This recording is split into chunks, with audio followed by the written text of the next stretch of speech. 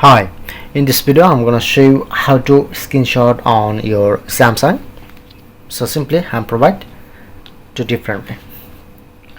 So in the first way, to use your volume up down button and power button, just press on your volume down button and power button, then take screenshot.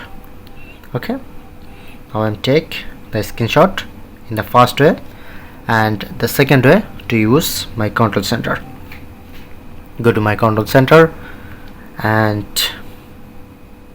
just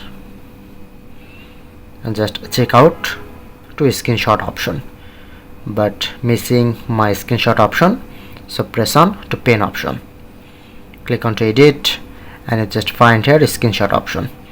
So as you can see, showing it to take screenshot, I'm just add take screenshot option in my control center, press on done, and done. Now successfully add this, and you just open, I can open my Google Chrome and take this screenshot in this space. Okay, showing it to take a screenshot, press on to take screenshot. So that's it.